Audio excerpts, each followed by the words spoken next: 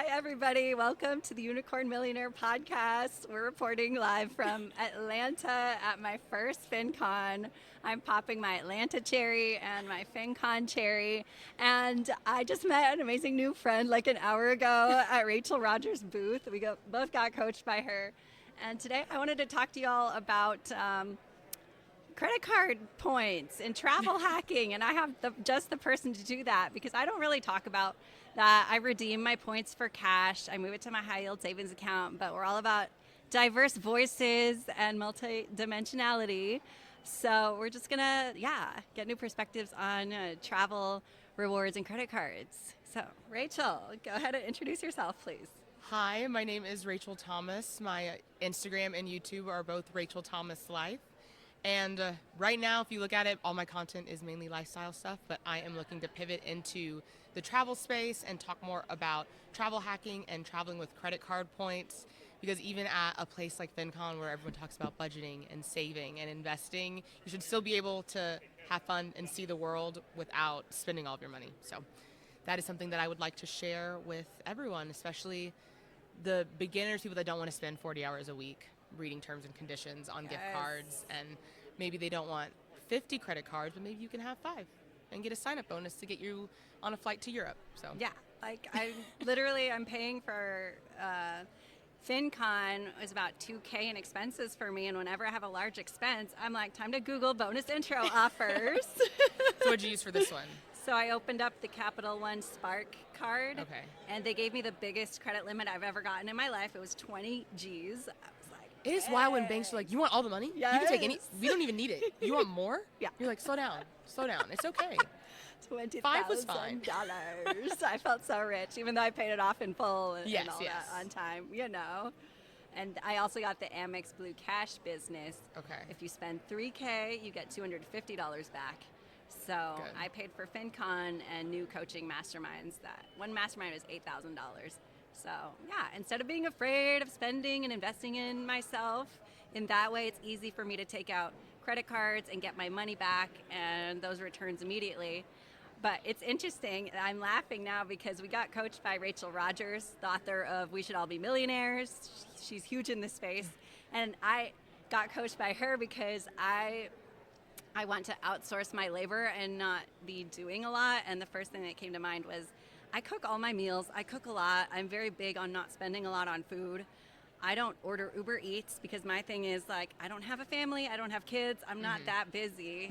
So, and she was like, get those thoughts out of your mind. Challenge yourself to cook, to have somebody else cook your meals for a week. And that freaked me out. The thought of that freaks me out. But the thought of like spending thousands of dollars on credit cards, I'll do that. I'm like, so. It's just you realize how much time you'll inevitably get back on 3 meals a day, 7 days a week, that you could be doing those masterminds, doing that continuing education, reaching out to clients, and you're like, this is a lot of time I'm committing. But I mean, she said she's outsourced everything: laundry, cleaning, cooking.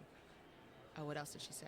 She just said, I don't know, to a lot of questions. We would ask her questions about her group, her business, and she was like, I don't deal with that. I just don't write the handle books. that. I write the books. The vibe. But it's okay to say I don't know. It's powerful to say I don't know. You don't need to know. Other people know. Let them know. You don't have to know. Yeah.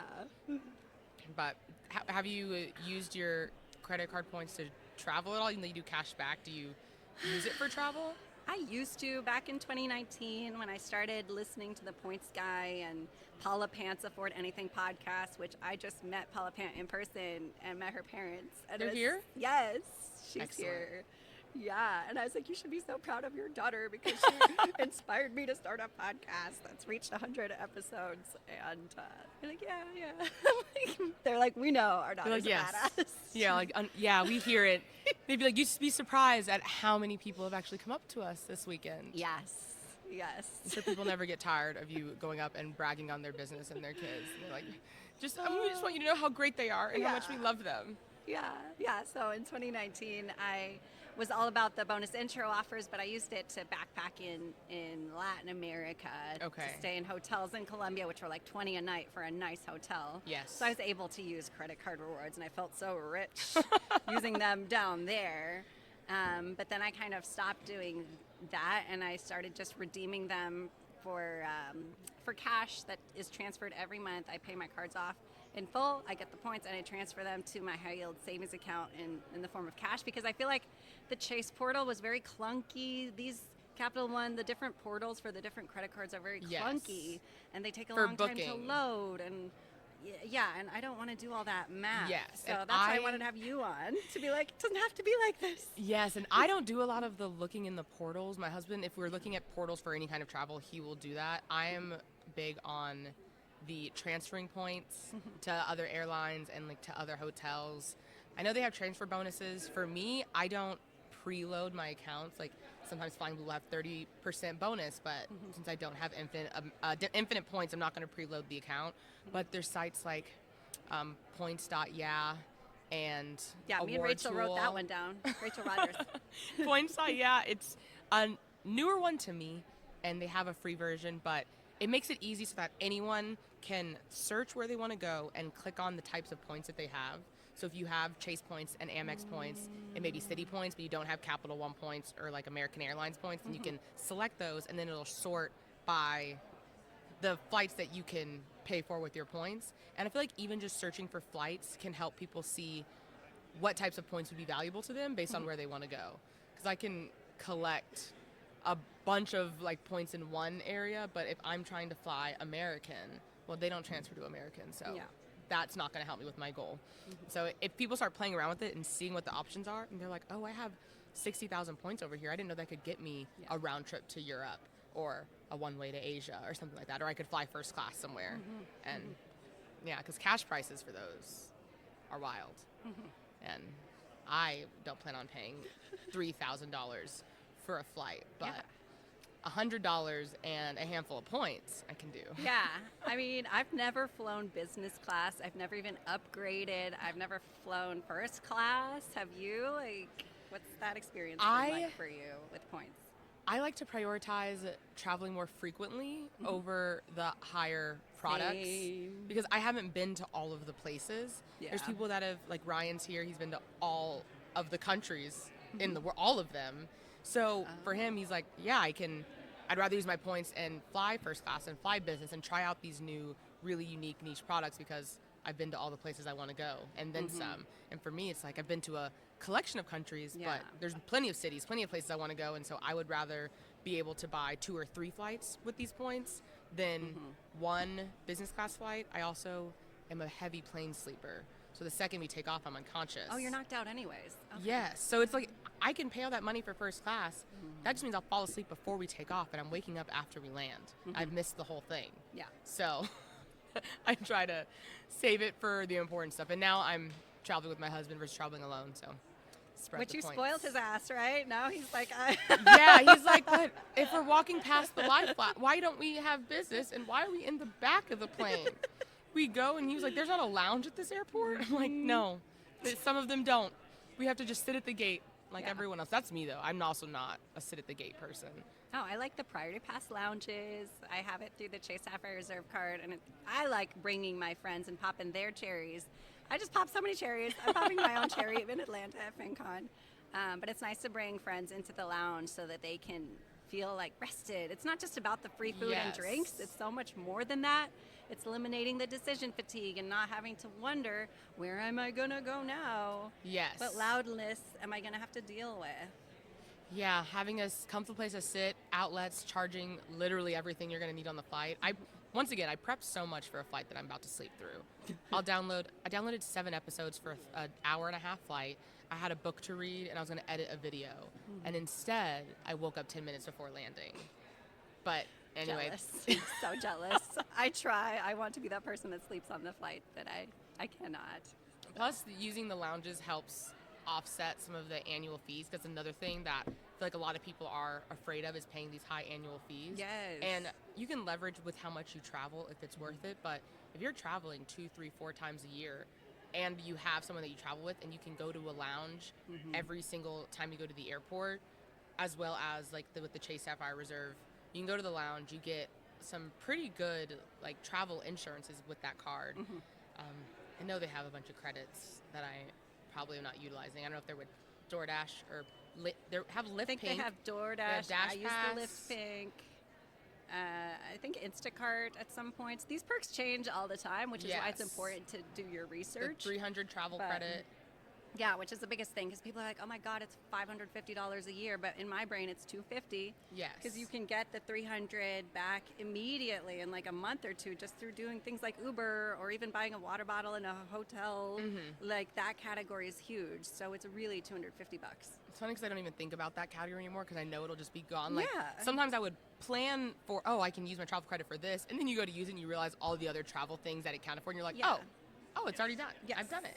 Exactly. There's a lot of good uses and easy ways to offset that annual fee. But I think they're worth it, especially I know there's like the three big ones: the Chase Sapphire Reserve, the Amex Platinum, and the Venture X, since that's still high annual fee and convertible points. But then you can have one for American and Delta and Hilton and Hyatt. You can be paying $600 for every card, but Yeah. I don't recommend that. But you have Yeah. options. I mean, I've always tried out the bonus intro offers. Like I've done the Southwest card to get the bonus intro offer. Where I got like a flight to Cancun for $5 when I moved to Playa del Carmen to live for 2 years as a digital nomad. But then I closed that card because it wasn't worth the annual fee. Right. And before closing cards, y'all should call and see if you can downgrade these cards to a free card so it doesn't hit your credit score.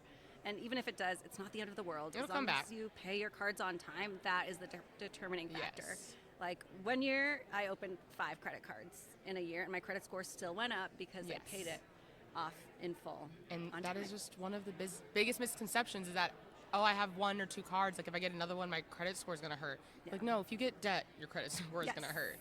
Having another card that you got 100,000 sign up bonus for, and then you paid it off, is not going to hurt. Yeah.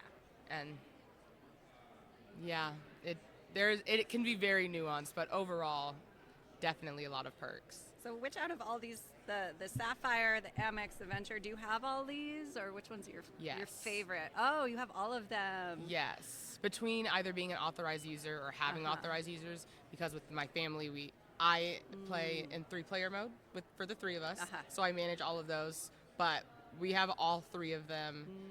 I think for me, my Amex Platinum has the most value, just Really? because I am in Dallas, so we have an Amex lounge and a Venture X lounge, or the Capital One lounge. The Capital One is nice, very nice. I think I prefer it, but you can bring a guest, so there's frequently a wait if you're there between like noon and 3, Okay. and the wait can be like an hour. For the Amex lounge, you can't bring a guest. They have to have their own card, authorized users, so there's rarely a wait anymore since they made that change. And so I can go in, I check in, I ask them, is there any spots open for the back massage? I book my back massage. If you don't have anything on your nails, they'll give you a manicure. Okay. I get my snacky snack, and then I go to my plane. I'm At very the spoiled. Amex Yes. Centurion. Yes. Right. Okay. And they don't advertise the little spa, but if you ask, they'll just give you a card that has like what time is available. Sometimes it's booked up. Yeah. But the last time I went, they had an opening like within the next 10 minutes. So I was, great massage, 10 out of 10. Wow. I got a 15-minute free back massage in Thailand with the priority pass. I feel like That's the perks good. are better abroad, outside of the U.S., at least for priority pass. I don't Yes. expect much from the lounges in America because they're just trying to squeeze the profits for Yeah, their shareholders. And the priority pass was good when you could use restaurants. That was yeah. the ultimate. Being able to use, $35 plus like $12 The per guest at the credits. restaurants. Yeah. I would have so much to-go food. Oh, Or I guess that's you couldn't get smart. to go, but you could order it and then pack it up. And we would do Wow. it when we landed at the airport and then just take it all to the hotel. And I had everyone with me. I said, everyone get your cards out. Oh, Or- you could do it when you landed too? Yeah. I thought just when you were taking off.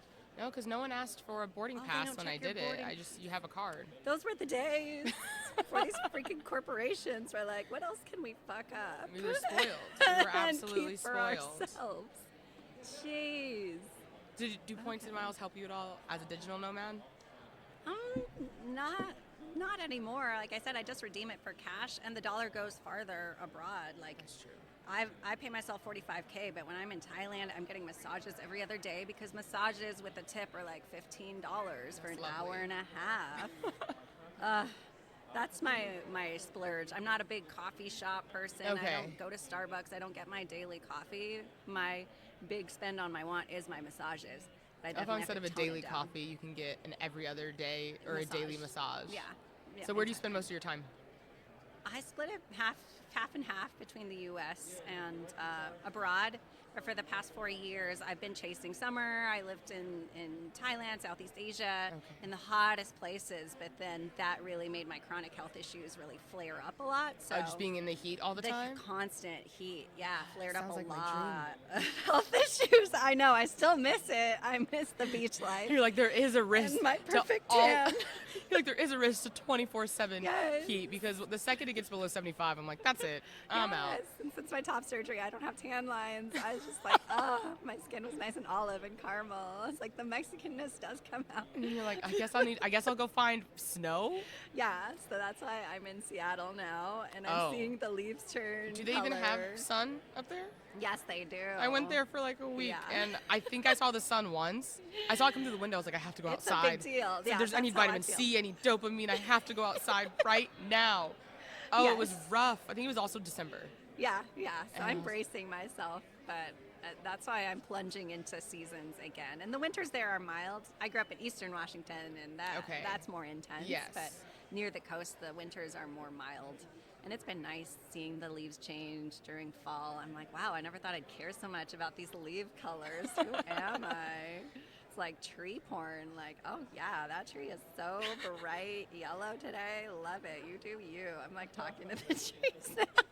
Yeah, in Texas we have green and dead. Yeah, I lived in So- San Antonio. I was like, because I had an ex from Texas who visited me in Washington, and she was like, it's so beautiful here. I'm like, what? And then I went to Texas. You're and like, oh, I see what you mean. I get it now. Yeah, they're alive and then they're not, and you're like, the whole winter you're like, there's no way that this tree's gonna come back. Yeah. Like, there's no way. And then you look at it, you're like, oh, look, there it is. Yeah. We've done it. We did it. Yeah. So how many credit cards do you have total? I have 10, 10. probably 10 for me personally, and then maybe like 20 between the three of us. Oh, collectively. Yes. I've canceled a few, reapplied for a few. Uh-huh. And that's sort of where it starts to get more learning the rules and Yeah. the timelines, and then spending more time doing it. It's not necessarily that's required for everyone, but I had been slacking on my sign-up bonuses, but I'm trying to get back to at least a sign-up bonus every 2 to 3 months, just to build up those points, because we used a lot of them to spend a month in Europe and then to spend 2 weeks in Europe. And so we're like, okay, let's build up the points again, stay at our Hyatts, and start getting those sign-up bonuses. Mainly, I'm trying to get more Chase points. That's my current goal, just based on my travel goals. But I think the Chase points will get me to more Hyatt hotels, and then Amex points. Hopefully, I can keep booking these Virgin cruises, because Okay. that's what I've been doing with the Amex ones. So I like how you use different cards for different situations and different travel goals. And I like what you had said about how you live in Dallas, you said? Yes. And that affects the lounges that are at the airport near you. Yes. Which is why you take out this card for that. That's kind of like how I go to the grocery store, Amex Blue Cash, 6%. Everything else, Chase Sapphire Reserve. But Yeah. you take it an extra level of intentionality with your travel cards. Yeah, and especially if people aren't going to get 1,000,000 cards or 50 cards, then that's when you really want to niche it to where do you live? What's a hub around where you live? Because Dallas is an American hub, but when I was in Houston, that's a United hub. And then people in Atlanta, I believe this is a Delta hub. Okay. And so depending on where you're flying to, like me getting a Delta card wouldn't mean much, because Delta's not flying all of the routes direct from Dallas. And so it's those little things that you can read the blogs about people recommending which card to get, but if they're coming out of New York and you're coming out of LA, it might not necessarily be the best card for your situation. Or if they're thinking this is your first card out of 10 versus I plan on getting like 3 cards this year, and I just want to take one vacation that goes here, and I want that card to pay for it. What should I do? And like maybe I'll have a layover here, or I want to try this lounge, and I want to go to the Venture X Lounge in New York, or the Centurion. I forgot what The lounge they Centurion have. sounds bougie. I'm like, the It is. massages, I want that. You would enjoy the massages. But the Centurion Lounge definitely has a higher end feel, and the Venture X feels younger, but Feels younger. What do you mean? the like vibes are younger. The decor feels very like WeWork. Like Gen Z. Oh. Yeah. Like the Centurion Lounge feels very corporate, and this is like my say office. No cap in the background. Like, what did the Gen Z say? That literally is how it feels. It just feels very WeWork, very millennial. Minimalist. Yes, like Amex has like a food buffet, Yeah. as one does, and Capital One does little kind of like cutouts that have the individual pans. That this one will have like shakshuka, and then this one will have grits of some sort, and then like some type of sandwich over here the other side, and there's you kind of grab a tray and like pull like that. It's just different. Then pastries are on the wall and the bars in the back, and they have a Peloton or two Pelotons. Wow. Because I go to the airport to work out. What? I just can't think of a situation in which I'm like, oh, thank God they had this Peloton here. Right. I was really needing to get my ride in. I mean, they do have a shower though, so if you pack on a carry-on, you have a long layover and you want to work out, the Capital One Lounge will do it for you. Yeah. But I'm just gonna sit and eat. And did you like grow up going to lounges, or was it always a thing that you were used to, or because it was not for me? I had to like when I was 28, or the Chase Sapphire Reserve card was the one that introduced me to the lounges, but I was scared. Yes. So I don't know what it was like for you. The Chase Sapphire Reserve card introduced us to lounges. My mom got it when I was around college age, I believe, like young college, so 18, 19. That was our first sort of dip into traveling. We went from Dallas to New York to Paris to Rome and back, and that was our first like big trip. So that was a lot of fun. And then from there is when we got into the Chicago seminars and the travel hacking communities, and sort of exploded from there. But when I was younger, we traveled because my dad worked for the airline, so we were able to Oh, nice. from Houston, go to the airport. Where do you want to go? Fly there, hang out, come back. But I was really young at that time, so I was really just a plus one to my mom's adventures. Yeah, I love that. And you work for your mom, with your Yes. mom. Travel family, but your credit score is like 859, right? I love that. 859 said just right at the top. Yeah, we just travel, work remote, travel, work Love it. remote. It's the best way. Yeah, Working from home is nice to have a big computer, but I said I can do it from my laptop. yeah. I can make it work. For real. And I think more people need to know about how you as a family add each other as authorized users. So can you talk about when is it worth the investment for you to pay to add an authorized user, and what does it do for the person? So for most of the cards that are not the super high-end cards, you can add an authorized user for free or for little.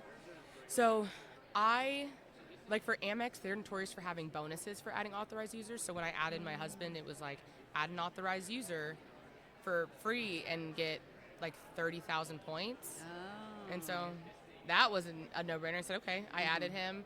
I think you had to spend probably another 3,000 in 3 months, something like that, to get the points. But that was worth it. For the Amex Platinum, I didn't have them as authorized users, and then they said you can't bring guests into the lounge. And I'm like, well, I think it's $125 for your first two. And I'm like, well, the fee to get in the lounge is $50. So, and as an authorized user, they can go in without me. For credit boosting, it definitely helps. If you're maximizing your sign-up bonuses, though, it can hurt depending on the different banks and their different rules on how many cards you can get. So, like Chase has their 524 rule. Yeah, and I hit that one. Yes, and if you're an authorized user, technically that counts, although you can call them and explain that to them, and they might be able to like work around it and still get you that approval. So now I try to be careful of like them adding me as an authorized user if it's not necessary. Yeah. But it's really if you're able to share the perks, or there's a sign-up bonus that I would do authorized users. Unless you're trying to help someone build their credit, then you can add them. Like I talked about earlier, keep the card or give them the card, depending on if you trust them or not. But yeah, there you have perks, and you can offset it with if there's a fee. Then I say it's worth it. Okay, because that's what we were talking about in the line to chat with Rachel Rogers. Was I encourage people to add authorized users to boost their credit score. I didn't think of they can also benefit from lounge access without you. What?